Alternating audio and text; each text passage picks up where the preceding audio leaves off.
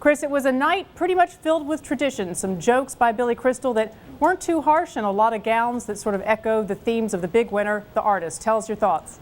Yeah, there was that moment where Billy Crystal did his famous bit where he tells you what people are thinking.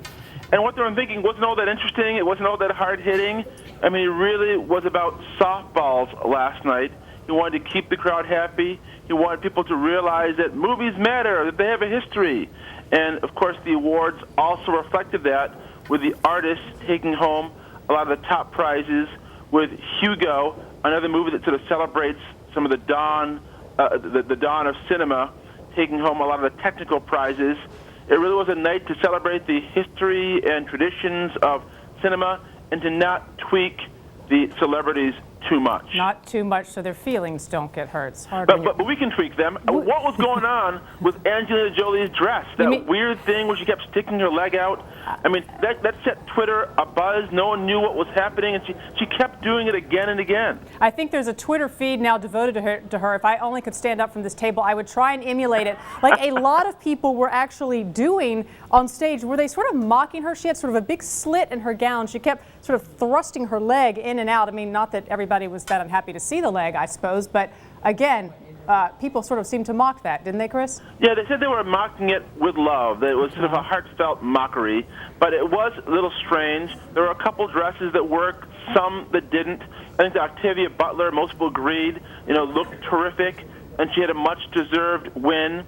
I think people were a little bit surprised when many people thought that Meryl Streep was going to take it home for the Iron Lady. It had been many decades between wins for her, and since she finally took home the Best Actress award. But some people thought Viola Davis was going to win that for The Help, but it wasn't to be. So she'll have to wait again until next year, or maybe years later, before she finally picks up that prize. And what's so interesting about Meryl Streep, I mean, in listening to her acceptance speech, which I have to say I thought was pretty funny, because I was one of the people in the audience who, when she won, despite the fact that I love Meryl Streep, I said, Meryl Streep again? And then she gets up there and, of course, says, I know there are all those people out there in America saying, Meryl Streep again. And then she made this funny sort of line saying, oh, well, who cares, Well, the topic with Meryl Streep, I guess it would be difficult to be one of her relatives, to be friends with her, because you can't tell when she's acting or not. I mean, she certainly showed that she was a little bit, worked up and emotional about the award when she talked about her husband, but was it acting? Was it not acting? That's part of the magic of Meryl. We don't know how much it really meant to her because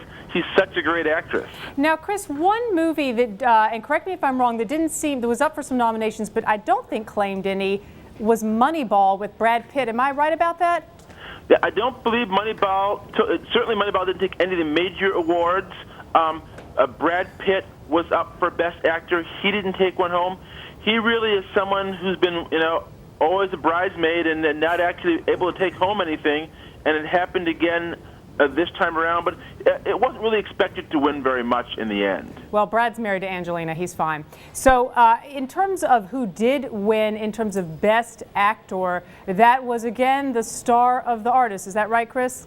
That is right. The star of The Artist won. This is one of those films that sort of showed the power of the Weinstein brothers. I mean, this is a film that not a huge runaway hit, certainly a hit with the critics, certainly with a hit with the fans who've seen it, high ratings on Rotten Tomatoes in terms of the quality of the film, but it ended up becoming a blockbuster when it came to award season, and that's what the Weinstein brothers tend to do year after year. They take these films that may be obscure, maybe darlings with critics, and they manage to get them awards, and that in the end helps to generate more box office. So you mentioned in the beginning how it was sort of a tame Oscars. Now, two things that seemed sort of interesting out of the ordinary. That Cirque du Soleil performance with the folks sort of flying over the audience, a.k.a., sort of like Spider-Man. I mean, I thought that was actually pretty wild looking. What was your take on that? See, I thought that was nearly insane. I didn't get what was going on there. Cirque du Soleil, I mean, they cut out and didn't allow the best music, the best song nominees, and there are only two of them